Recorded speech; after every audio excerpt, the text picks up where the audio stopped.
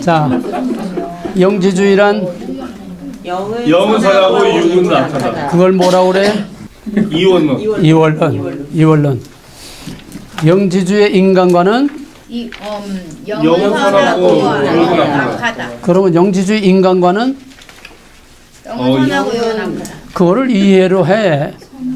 글자 보고 해봐야 맨날 해봐야 맨날 잊어버려. 영을 갖고 육신은 영을 가두는.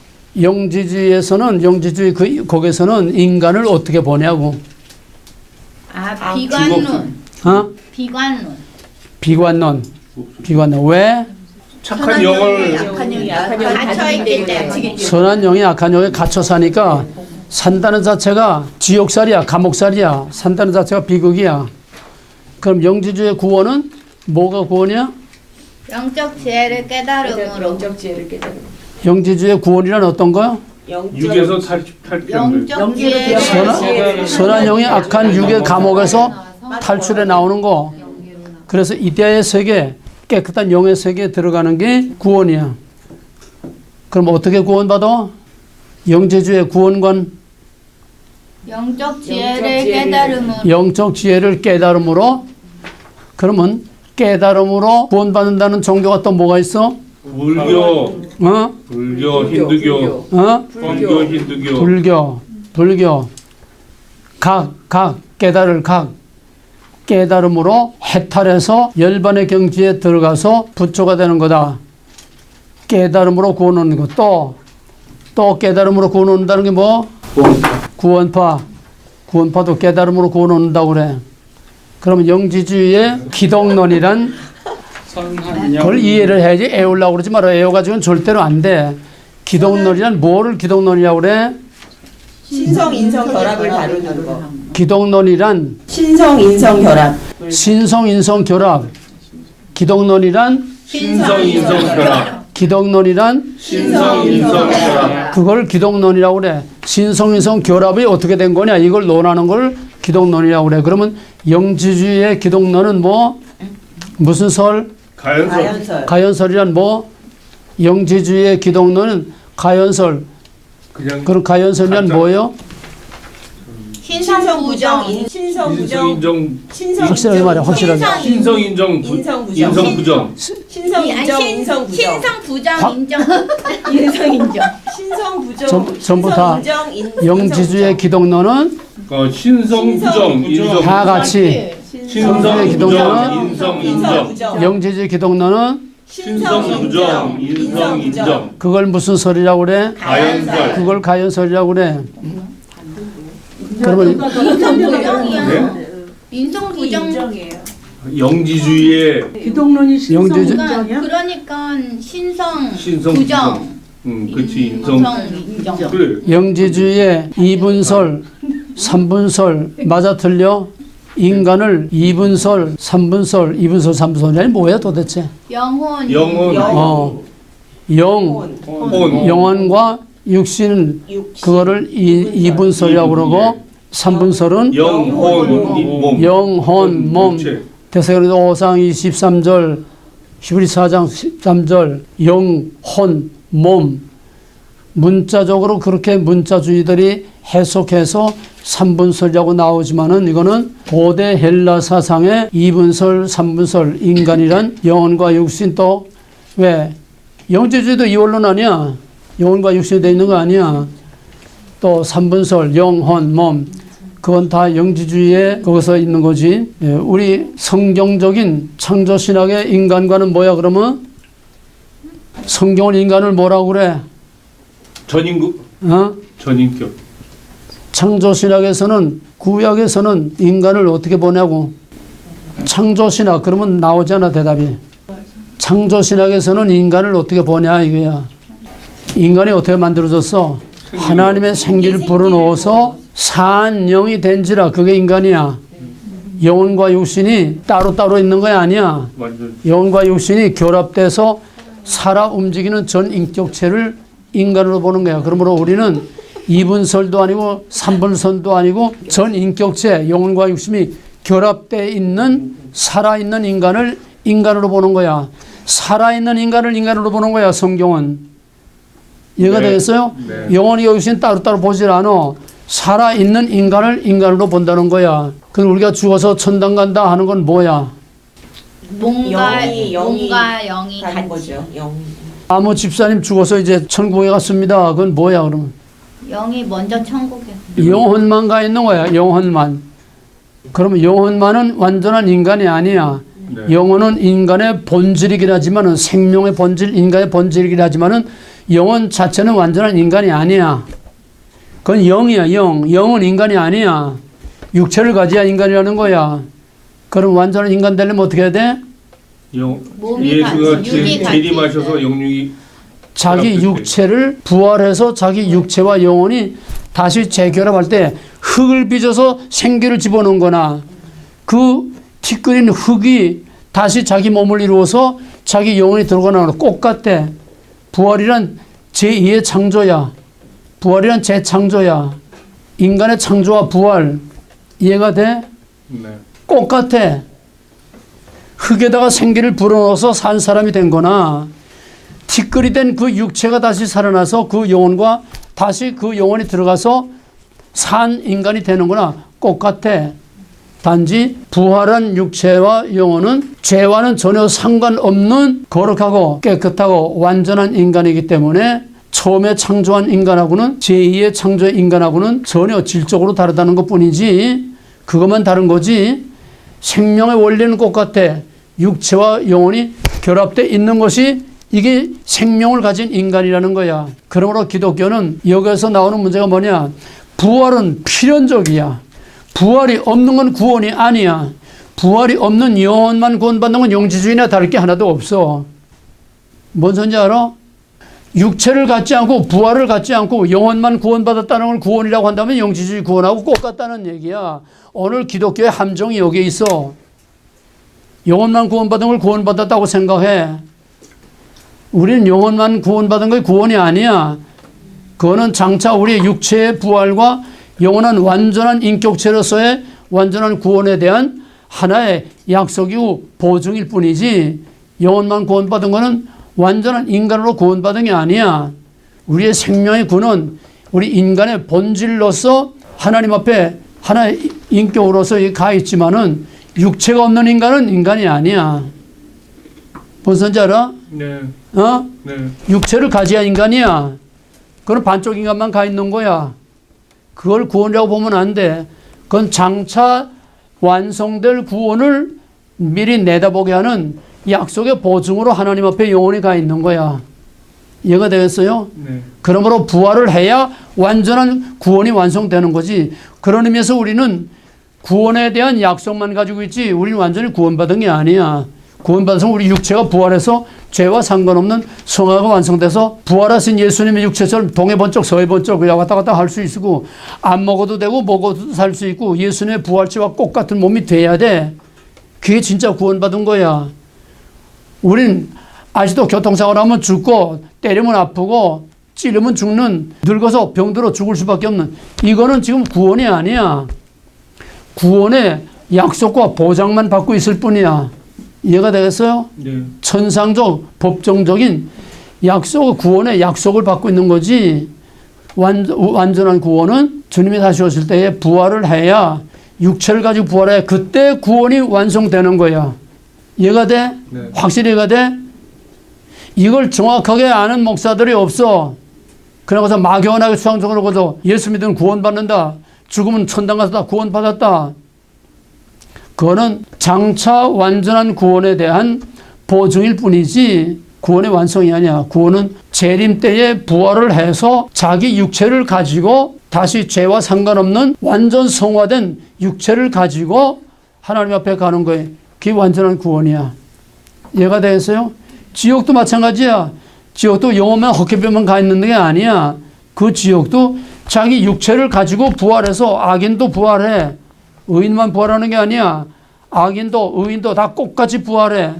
똑같이 부활해서 의인은 하나님의 앞에서 영광의 영원한 영생을 누리고 악인은 지옥에서 죽지도 살지도 못하는 끝도 없는 고통을 당하게 되는 이것 때문에 우리는 예수를 바로 믿어야 돼. 이것 때문에 가족을 구원하고 전도를 해야 돼. 추상적으로 막연하게 그렇게 생각하면 안 돼. 천국과 지옥은 그런 헛개비들만 놀아나는 데가 아니야. 완전한 육체를 가진 완전한 인격체로서 천국이면 천국, 지옥이면 지옥. 그러니까 이게 보통 심각한 문제가 아니야. 어리꽁땅기나 어물어물해서 그냥 그래서 도매금에 넘어가듯이 그따위 구원, 그걸 구원이라고 생각하면 안 돼. 확실하게 알아야 돼. 이걸 확실히 모르면 우리가 본의 아니게 알지도 못하는 가운데 우리는 영지주의 구원을 구원이라고 착각하는 이게 오늘 기독교의 함정이야. 영혼만 구원받으면 다 구원받은 것처럼 생각하는. 확실히 구별해야 돼. 자, 오늘은 성경의 뼈대. 성경은 무엇을 말하고 있나? 자동차가 완성차가 되려면은 자동차 조립하는데 맨 첫째 우선하는 것이 뭐가 있어야 조립을 할 수 있어? 프레임. 프레임이 있어야 돼. 뼈대가 있어야 돼. 이게 자동차의 기본이야. 그 뼈대가 있어야 엔진도 거기다 얹고 바디도 몸통도 갖다 씌우고 이걸 다 갖다 붙여서 만들지. 프레임이 없으면은 자동차는 만들 수가 없어. 사고차는 이 프레임이 움직여서 충격이 심해서 프레임이 움직이면 차가 덜덜덜덜덜 떨고 제대로 가지를 못해. 차가 옆으로 이렇게 가. 삐뚤하게 이렇게 간다고. 자동차의 가장 중요한 거는 프레임이야. 뼈대가 있어. 또 뼈대만 있을 뿐만 아니라 자동차는 시스테마틱하게 돼 있어. 조직적으로 돼 있어. 뼈대는 기본 바탕이고 그 뼈대 위에 자동차는 시스템들이 돼 있어. 먼저 엔진, 동력 시스템이야. 엔진만 있는 게 아니라 이거를 동력 장치라고 그래. 엔진에서 바퀴가 돌아가는 데까지 동력 전달 장치야. 엔진의 액션이 바퀴까지 돌아가게 그 시스템, 그것이 동력 시스템이야. 그 다음에는 엔진을 돌릴 수 있는 퓨얼 시스템, 가스 라인이 있어야 돼. 탱크에서 거기까지 가서 엔진에 그 가스를 퍽퍽퍽퍽 뿜어줄 수 있는, 그래서 폭발까지 시켜줄 수 있도록 엔진까지 연료를 공급하는 연료 시스템이 있어야 돼. 그 다음에 연료만 들어가서는 안 돼. 그거를 폭발시켜줄 수 있는 파워 시스템이 있어야, 전기 시스템이 있어야 돼. 자동차 수리에서 제일 힘들고 골치 아픈 게 전기 시스템이라고 그래.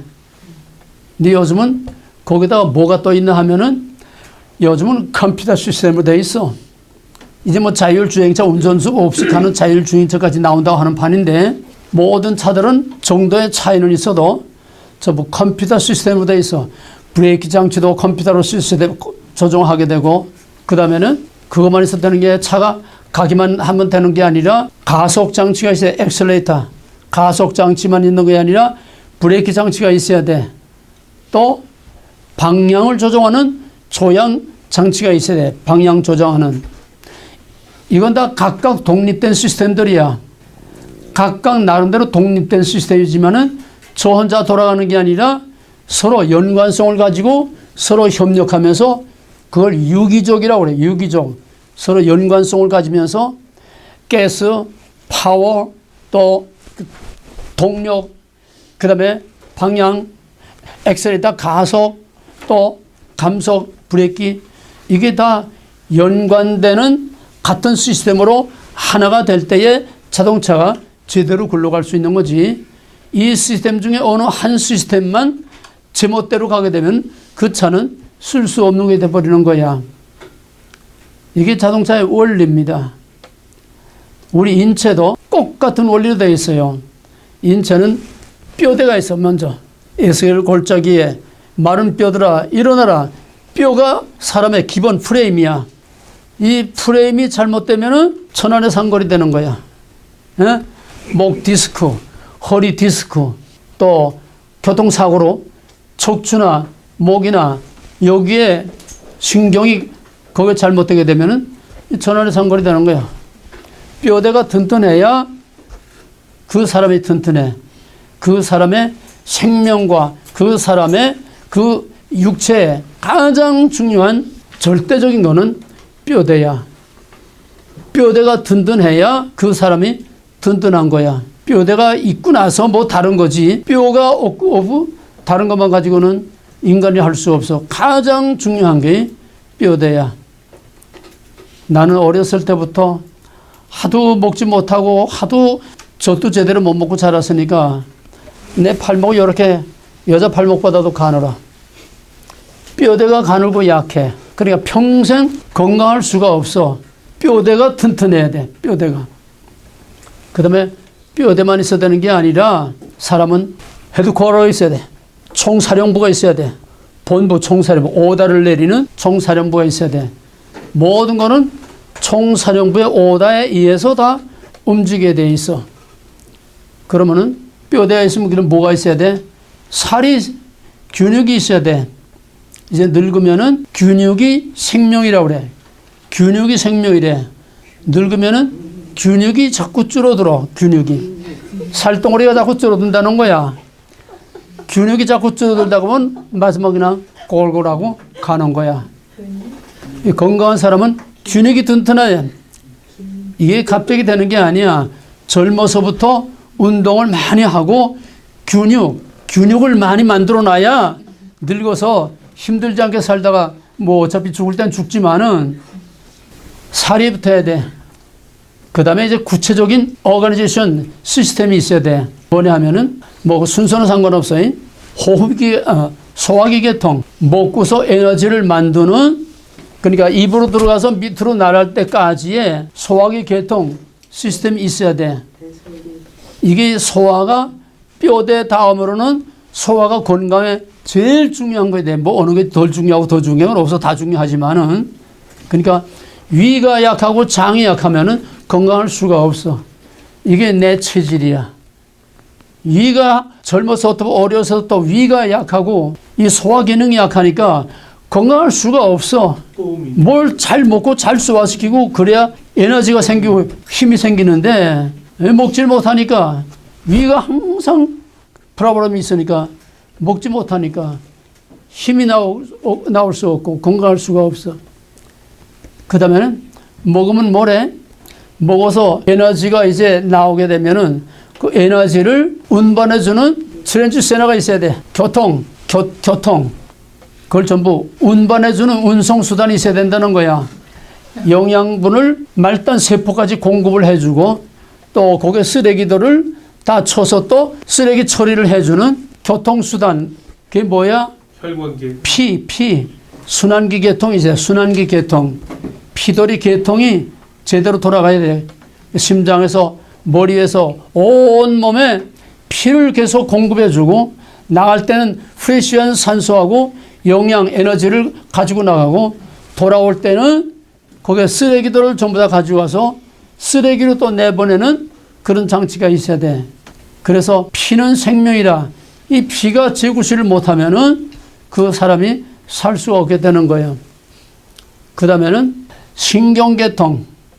이건 신경계통은 두 가지입니다. 자율신경과 중추신경이라는 게 있어요. 자율신경이라는 거는 내가 느끼지 못하게 오토매틱으로 돌아가는 시스템이야. 오토매틱 시스템이야.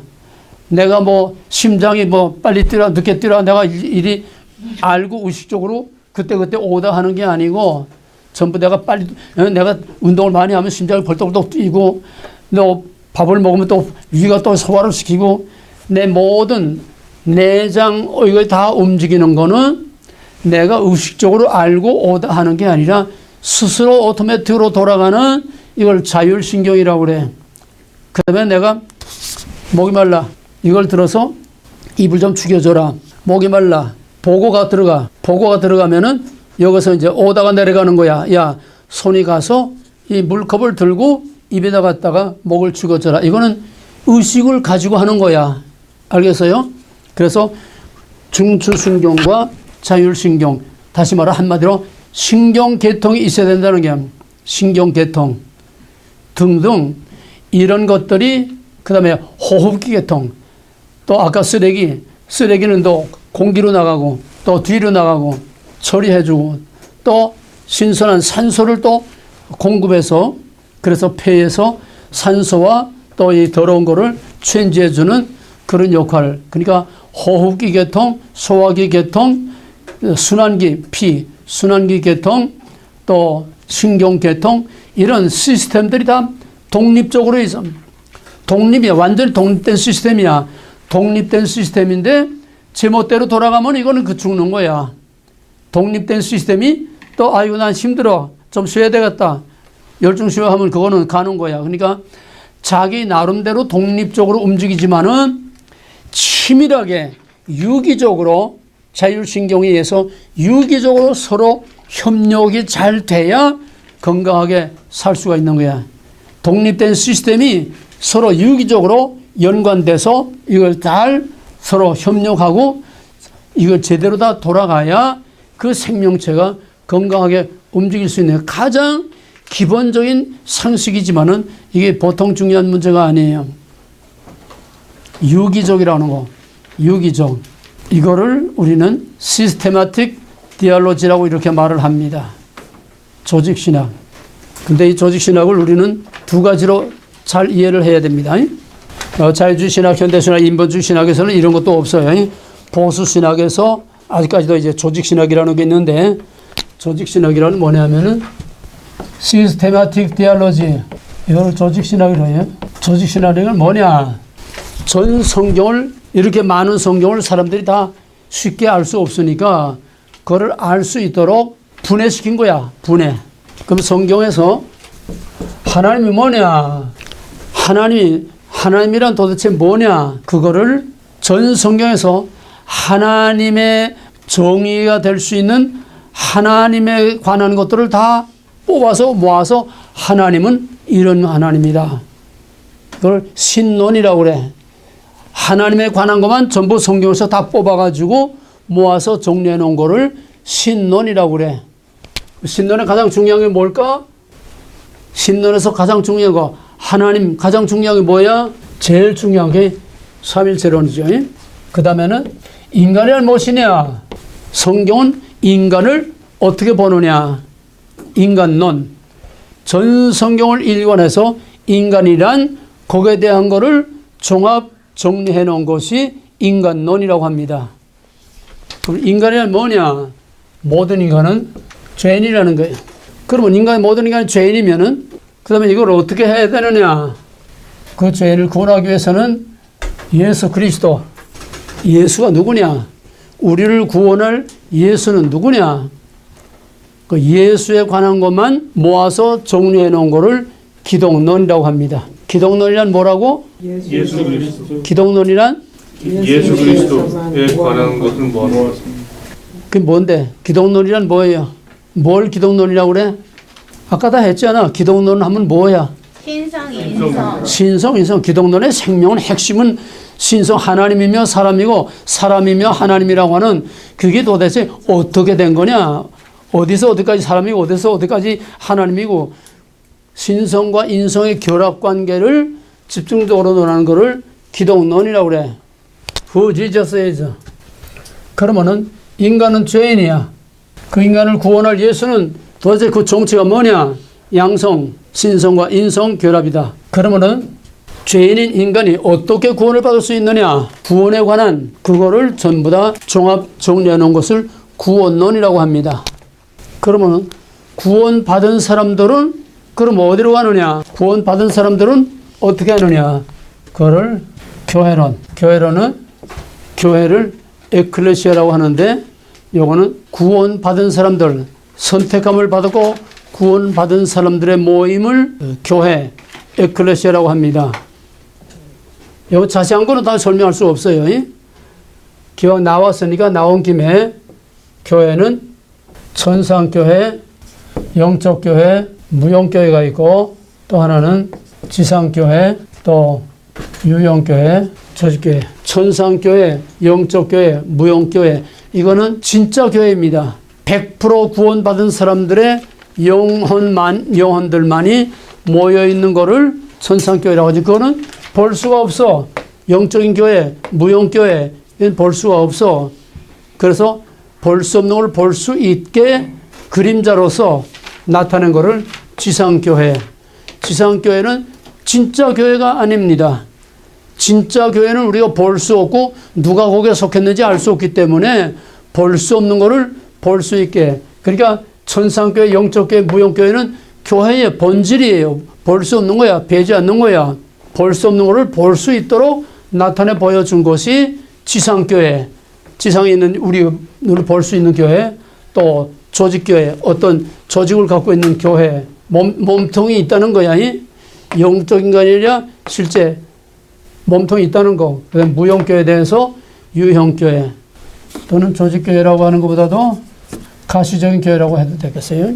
그 다음에 그러면은 구원받은 사람들의 모임이라고 하는 이 교회가 천상교회, 지상교회로 이렇게 돼 있는데, 그러면 그것이 진짜 교회냐? 이거는 장차 올 것을 미리 내다보게 하는 거지. 이거 지금 완전한 교회라고 할 수는 없어요. 왜? 영적인 교회만은 완전 교회가 아니야. 아까 말한 것처럼 육체를 가진 성도들의 모임이 그 진짜 교회이기 때문에 이거는 장차 종말의 영원한 천국, 이때의 하나님의 왕국과 교회는 같은 거예요. 그때 육체를 가진 구원함을 받은 사람들의 모임 공동체가 그게 교회입니다. 이거 뭐 자세한 거는 할 수가 없어요. 그 다음에 그런 마지막에 그러한 교회가 구원이 완성되는 것은 언제냐? 종말이다. 종말론은 첫째는 개인적 종말론이, 종말은 첫째 개인적 종말이 있고 역사적 종말이 있다. 개인적 종말은 죽는 것이 개인적인 종말이에요. 역사적 종말은 역사의 마지막 주님 재림하실 때에 그때가 역사적인 종말이 됩니다. 그 다음에 그냥 참고로 종말론의 중간기 상태라고 있는데, 이건 뭐냐 하면은, 그럼 지금 죽어서 영혼만 지금 가 있고 나중에 육체는 주님 재림할 때에 육체가 부활을 하게 되는데, 그러면 지금 죽어서 가 있는 영혼은 어디 가 있으며 그 상태는 어떤 것이냐?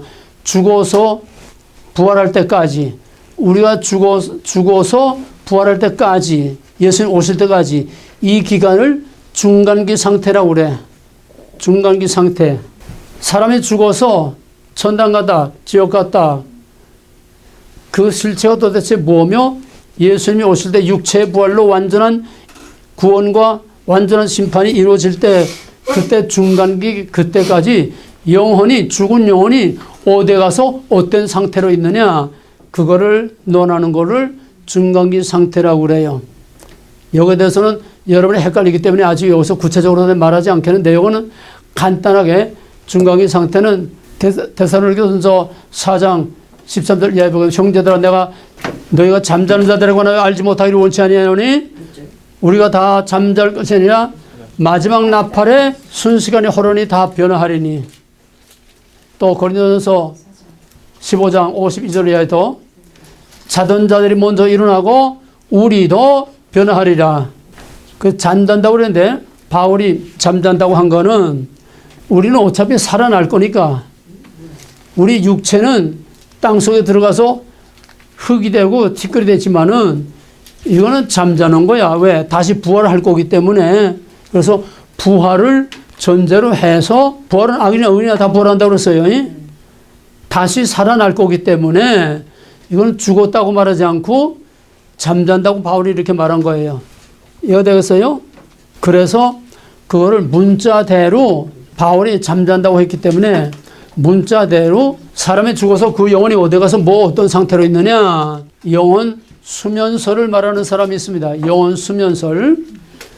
사람은 죽으면은 그냥 그 영혼이 잠자고 있는 거다. 부활 때까지 영혼이 아무것도 모르고 그냥 잠자고 있는 거다. 영혼 수면설. 또는 그 영혼이 하나님 앞에 가 있다. 여러 가지 이런 설들이 있는데, 영혼 수면설은 거의 인정을 받지 못하고 있고, 우리는 여기에 대해서 복잡하게 생각할 게 아니고 그냥 심플하게 생각해야 돼. 죽으면 일단 영혼이 악이냐 의인이냐 다 하나님 앞에 가. 왜? 지옥도 하나님의 손바닥에 있는 거기 때문에 죽는 순간에 악이냐 의인이냐 천국과 지옥으로, 그 영혼이 천국과 지옥으로 가는 거야. 그러다가 부활하게 되면은 악인은 악인대로, 의인은 의인대로 육체를 가지고 부활해서 하나님의 영원한 천국과 또 영원한 지옥으로 이렇게 가게 된다. 여기서 이제 그러면 죽어서 가 있는 그 영혼이 있는 건데, 죽어서 가 있는 그 영혼이 있는 지옥, 그거하고 부활해서 우리가 영육간에 다 악이냐 의인이냐 다 부활해서 가는 지옥하고 천국하고 같으냐 틀리냐 이런 복잡한 논의가 있는데 거기에 대한 이렇다고 딱 잘라 말할 수 있는 성경적인 그런 표현은 없습니다. 왜? 구약에서는 뭐 스월이라 뭐라 여러 가지 용어로 사용하고 있고 거기에 대해서 정확하게 확실하게 이렇게 구별해 놓은 것이 없어요. 그래서 그 정도로만 알아두고 그다음에 일반적으로는 중간기 상태라는 거는 우리가 죽어서 영원히 하나 천국이나 지옥에나 가 있다. 뭐 천국 갔다 왔다. 가서 지옥 보고 왔다 그러잖아. 그거는 영원한 최종적인 하나님의 왕국과 영원한 지옥이 아닌 뭔가 중간 상태가 아니겠느냐. 그거를 구약에서는 흔히 스월이라고 말한 그런 것이다. 그런 중간 상태가 이 정도로만 얘기하지 정확한 정답은 할 수 없습니다. 그러니까 우리는 간단하게 누가 물어보면은 간단하게 죽으면 일단 천국이든 지옥이든 그 영혼은 하나님 앞에 갔다가 나중에 부활하고 육체를 가지고 완전한 인격체로서 천국과 지옥으로 완전히 가는 거다. 그래서 그렇게 심플하게 생각하는 게 좋지 중간기 상태 애매하게 자꾸 늘어놓게 되면 괜히 헷갈리고 복잡해지니까 그래서 죽어서 다시 부활할 때까지를 중간기 상태로 한다. 그 정도로만 그냥 알아놓으세요.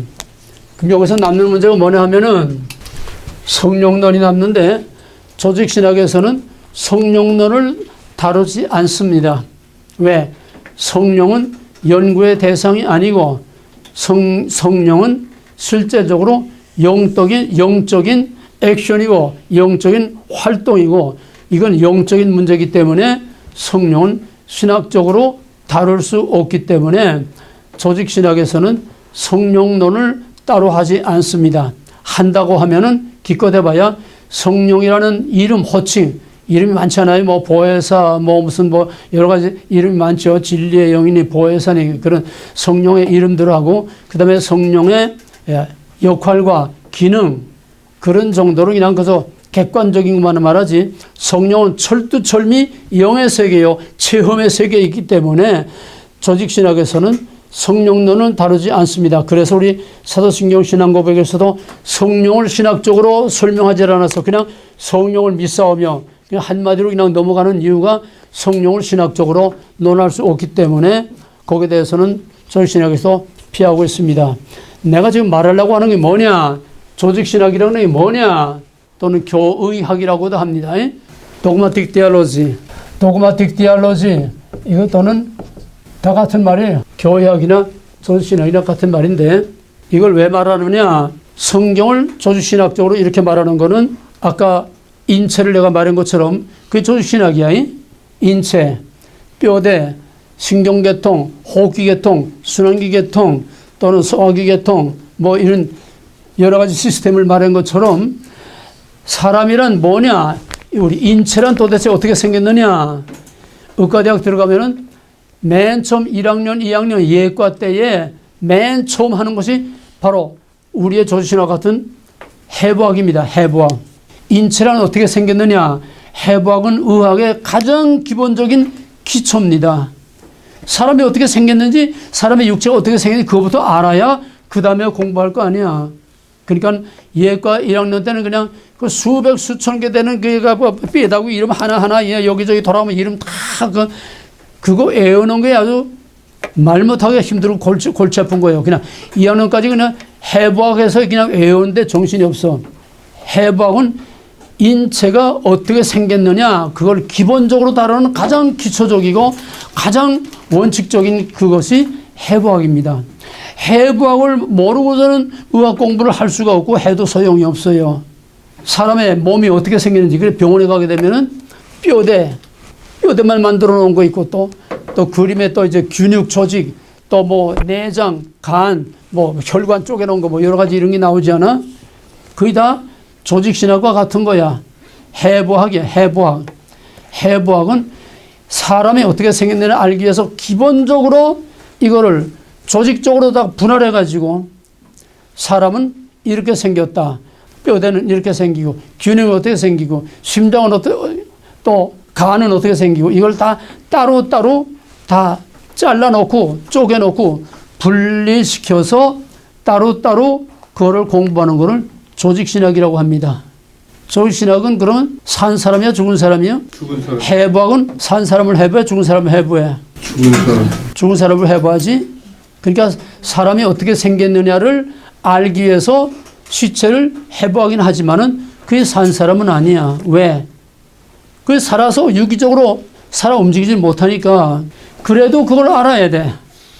사람이 어떻게 생기고 위가 어떻게 생기고 간이 어떻게 어디 가다 붙었고 서로 어떤 역할을 하는지 그걸 해부학을 공부하고 나서야 그 다음에 생체 살아있는 사람이 어떻게 움직이느냐 하는 임상의학으로 들어가게 되고 그 다음에 살아있는 사람을 다루는 여러 가지 기능적인 의학 공부를 하게 되는 겁니다. 해부학은 절대적으로 필요합니다. 그러나 해부학만 가지고는 죽을 사람을 살리지 못해. 왜? 돌아가면 잘라내고 쩔어내고 전부 다 잘라내고 하면 산 사람도 죽이지. 해부학은 절대적이지만은 해부학을 넘어서야 돼. 해부학을 이상으로 극복을 해야지. 해부학에만 머물러 있고는 절대로 사람을 고칠 수가 없어. 이해해요? 그러면 성경도 마찬가지야. 성경도 시스테마틱 디알로지.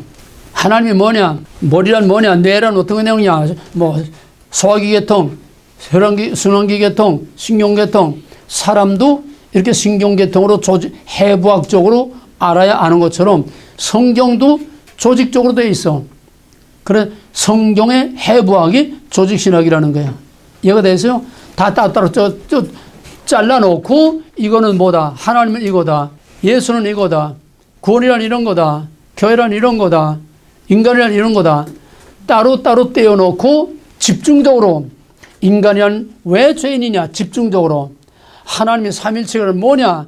집중적으로 하나하나 공부하는 건 해부학과 똑같은 성경을 이해하는 데 가장 기본이고 절대적입니다. 그래서 이거를 교리라고 하는데 이단이냐 이단 아니냐 교리적으로 판단할 때 조직신학 가지고 하나하나 분석을 하는 거예요. 그 사람의 주장이 기독론적으로 구원론적으로 그 사람의 주장이 인간론 그 사람의 주장이 삼일체론 그 사람의 주장이 바로 교회론이나 종말론적으로 볼 때 하나하나 집중적으로 따로따로 그걸 집중적으로 분석해 볼 때에 여기에 걸리고 저기에 걸리고 뭐 걸린다 하게 되면 그걸 이단으로 교회에서 정죄를 하는 겁니다. 이해가 되겠어요?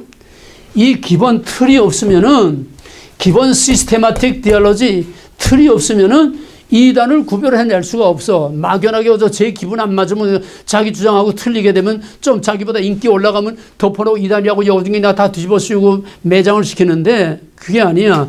체계적으로 논리적으로 교리적으로 성경적으로 무엇이 어떻기 때문에 성경은 이렇게 말하고 있는데 그는 이걸 이렇게 말하고 있다. 거기서 이단을 식별하는데 절대적으로 필요한 것이 바로 조직신학입니다. 그러므로 조직신학은 우리의 신앙을 이단들로부터 지켜주는 울타리 구실을 하는 거예요. 진짜가 가짜냐. 울타리 역할을 하는 거. 절대적으로 조직신학은 필요합니다. 그런데 문제는 조직신학이 너무 그 세력과 파워가 커져가지고 모든 것이 조직신학이 전부 다 좌지우지하게 되니까 조직신학이 제왕적인 위치에 있어서 조직신학이 모든 것을 다 그냥 관할하니까 성경이란 뭐냐는 성경 자체가 다 조직신학의 신역밖에 안 돼. 조직신학을 합리화시켜주고 서포트해주는 신역구실밖에 안 돼. 그러면 성경이 먼저요? 조직신학이 먼저예요? 사람이 먼저요? 떼낸 간쪽아리가 먼저요? 살아있는 사람이 먼저 아니야. 이것이 오늘 신학계의 가장 큰 딜레마 혼란에 빠진 것이 조직신학이 너무 해부학이 너무 비대하고 절대적이다 보니까 산 사람이 뭔지를 다루지 못해. 유기적인 인간의 시스템을 다루지 못한다는 거예요. 이게 조직신학의 한계입니다. 이렇게 되니까 맹목적인 생명이 없는 교리주의가 돼버리면 많은 거예요. 왜?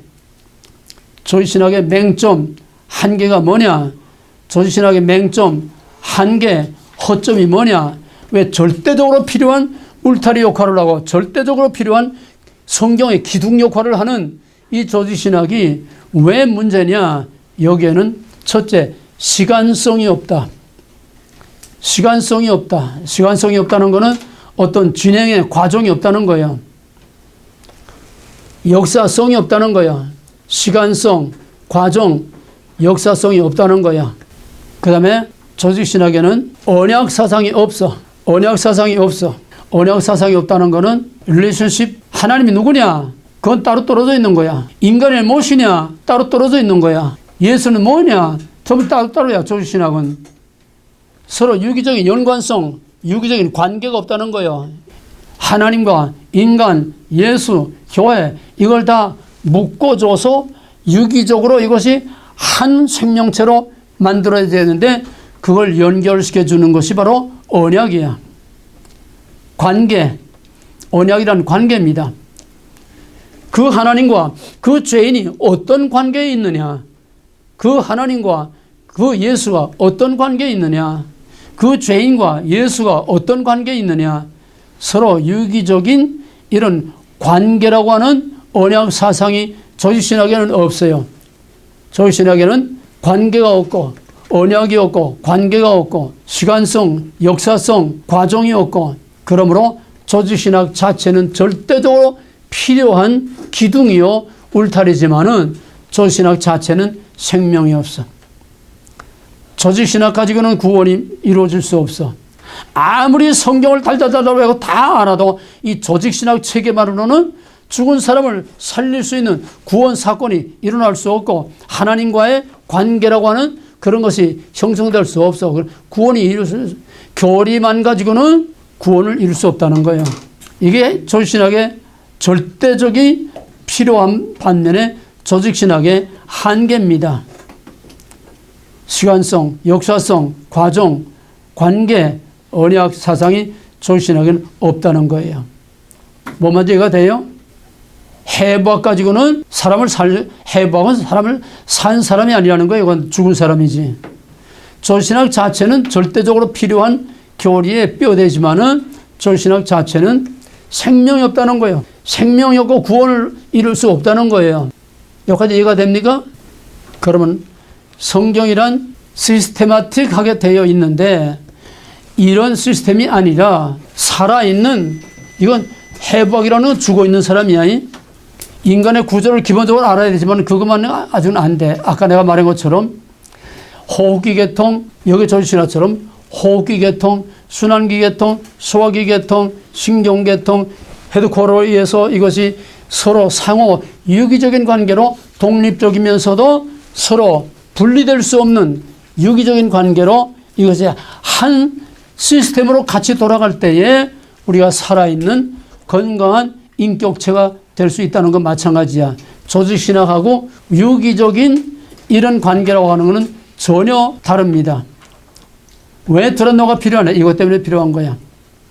성경을 살아있는 인체, 살아있는 생명체로 다루는 이것이 우리들의 스페셜한 조직신학이라고 한다면은 바로 해부학 가지고는 안 돼. 해부학 가지고는 교리만 외쳤지 율법주의, 교리주의, 오늘 교회가 메마르고 생명이 없는 건 바로 이 교리주의가 너무 비대했기 때문에 이게 다 무너지고, 무너지니까 대신 자유주의 신학이 모든 걸 다 정복해버리고 이젠 조직신학마저도 다 아주 없어져 버리고 말았어요. 여기서 다시 죽은 생명을 살려내는, 죽은 성경책에 생명을 살려내는 성경책을 생명 있는 생명체와 같이 성경의 진리를 살려내는 것이 바로 우리 드란노에서 시도하는 새로운 유기적인 시스테마틱 디아로지입니다. 유기적인 모든 시스템이 해부학하고는 차원이 틀려요. 모든 시스템이 서로 연관성을 가지고 살아있는 생명체로 서로 유기적인 관계를 가지고 움직인다고 하는 것. 그게 뭐냐? 성경 해석의 대전제. 성경 해석의 원리 다 같이 시작. 전제, 본질과 형태, 대시, 인성, 원리의 반복성, 직선적 역사상, 가정적 대석, 역사적 지표. 성경 해석의 대전제. 주권 백성 왕국. 그게 우리들의 독특한 새로운 시스테마틱 디알로지야. 성경은 주권, 백성, 왕국으로 되어 있어. 또는 주권, 백성, 언약. 주권, 백성, 언약. 주권, 백성, 왕궁. 성경은 이 시스템으로 되어 있는 거야. 전 성경은 주권이라고 하는 시스템으로 쫙 그냥 뼈대처럼 성경을 관통하는 것이 바로 하나님의 주권입니다. 그 주권만 독립적으로 있는 게 아니고 해박처럼 이거 따로 때려놓은 게 아니라 그 주권은 인간을 자기 백성 삼아서 하나님의 왕국을 만든다는 거. 하나님, 주권, 백성, 왕국. 주권과 백성과 왕국을 이어주는 유기적인 이 관계가 뭐냐면 언약이라는 거예요.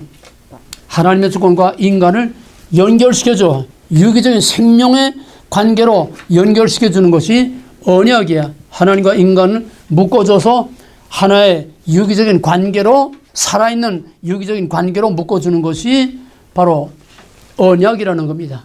그럴 때에 하나님과 그 백성이 하나가 되어서 하나님의 왕국을 이루어낸다고 하는 우리의 시스테마틱 디아로지는 저런 해법교처럼 완전히 분해시켜 놓은 그게 아니라 살아있는 생명체로서, 살아있는 성경을 살아있는 생명체로서 다루는 거야.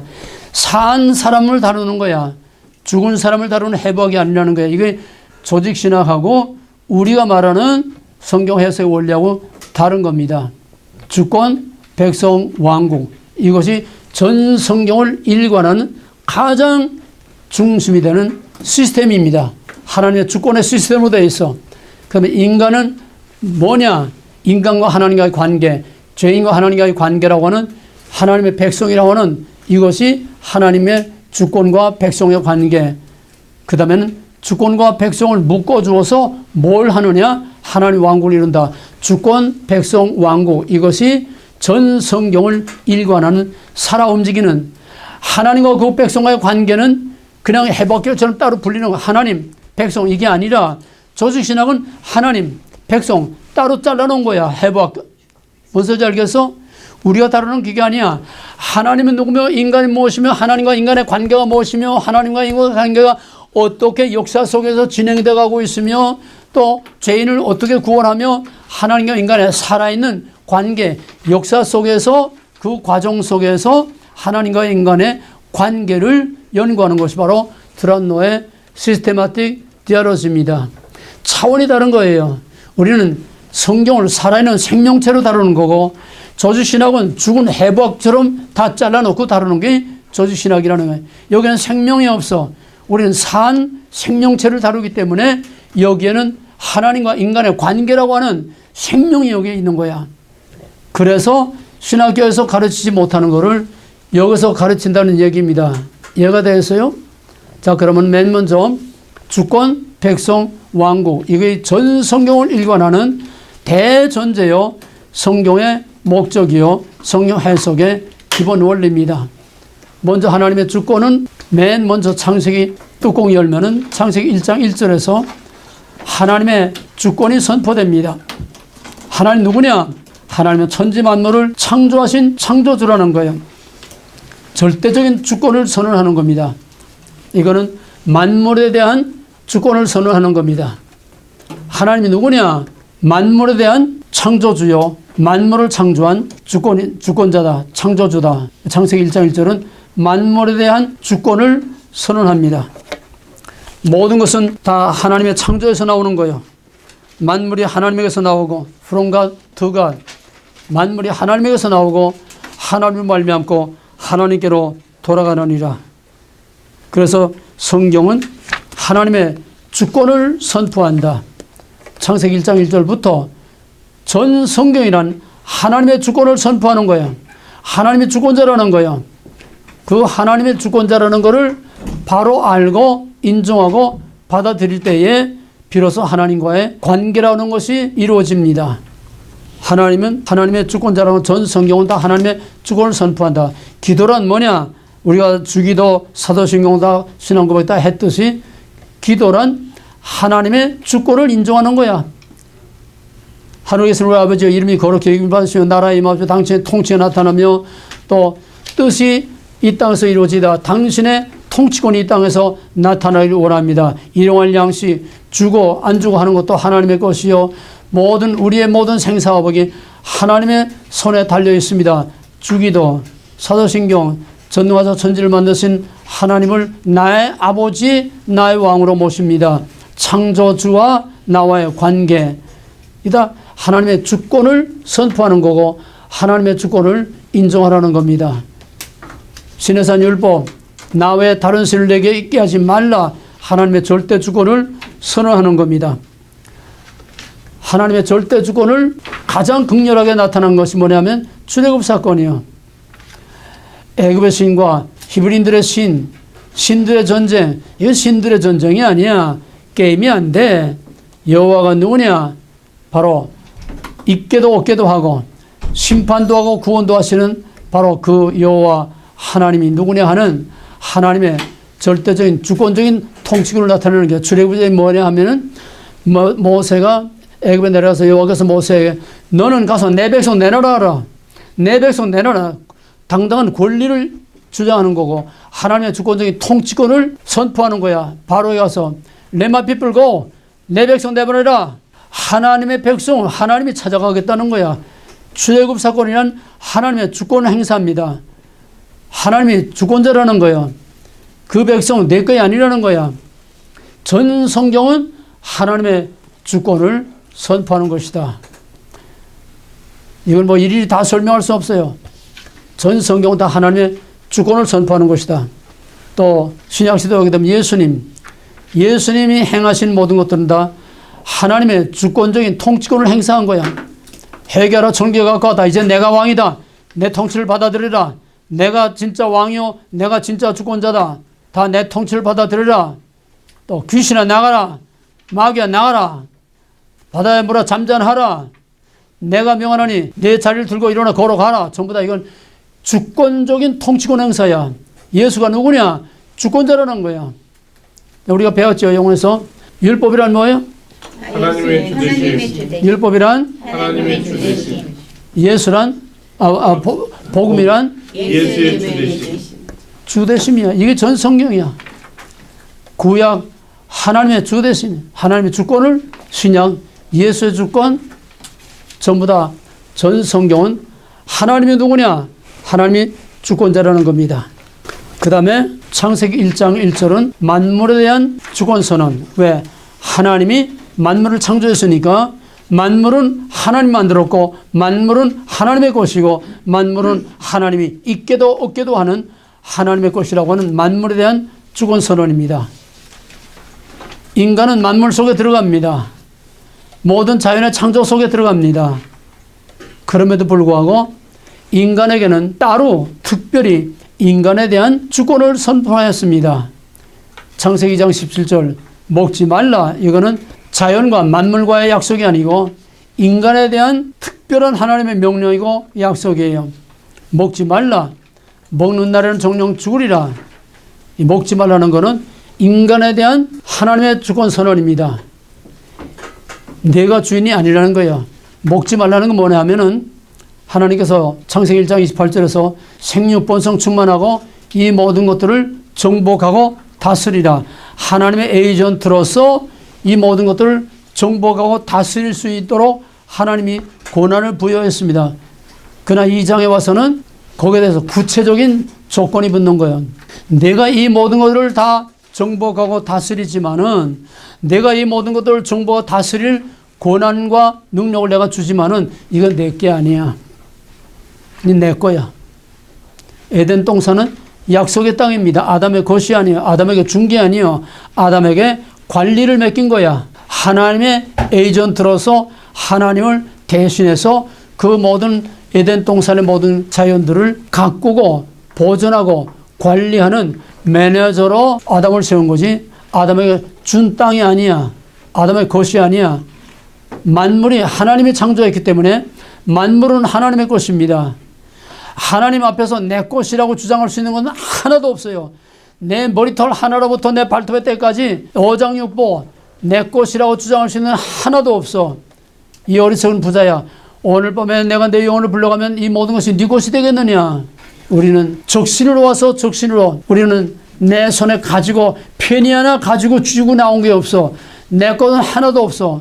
내 생명이 태아에서부터 생길 때부터 내 생명과 내 육신과 내 모든 IQ, 지식, 내가 가진 모든 것, 유용, 무용, 내 것이라고 주장할 수 있는 것은 하나도 없어. 전부 다 하나님의 것이요. 하나님의 주권을 전제로 하지 않고 하나님의 주권을 인정하지 않는 어떤 신앙도 그건 믿음이라고 할 수 없어요. 심판과 구원, 우리가 천국 가고 지옥 가는 거, 죄 때문에 천국 가고 지옥 가는 게 아니야. 오늘 확실히 알아도 죄 때문에 천국 가고 지옥 가는 게 아니야. 죄 때문에 천국 가고 지옥 간다고 하면은 천국 갈 의인은 하나도 없어. 의인은 없나니 하나도 없다고 그래서 다 죄인이야. 우리 예수 믿고 죄 사함 받고 나 자유 얻었네. 진짜 죄 없어? 우리는 죽을 때까지 죄를 지면서 살아야 돼. 죄에서 헤어날 수가 없어. 우리 여전히 죄인이야. 예수를 믿음으로 우리 죄를 하나님이 잠깐 동안 안 보고 죄 없다고 간주해 준 거지. 그걸 뭐라 그러지? 간과. 우리가 죄가 없어지는 게 아니야. 우리는 마지막 부활 때까지는 여전히 죄인으로 사는 거야. 죄가 많고 적고로 천국 지옥 간다고 하면은 천국 갈 사람은 하나도 없어. 많은 죄도 죄고 작은 죄도 죄고 큰 죄도 죄고 작은 죄도 다 죄야. 자, 우리 영어에서 죄란 뭐야? 죄란 하나님의 주권을 부정하는 거야. 하나님의 주권을 부정하는 거야. 이것 때문에 천국 가고 지옥 가는 거야. 하나님의 주권을 인정하느냐 인정하지 않느냐로 천국 가고 지옥 가는 거야. 하나님의 주권을 인정하지 않는 거는 반역이야. 그거 죽어야 돼. 먹지 말라. 이거는 인간에 대한 주권을 선언하는 거야.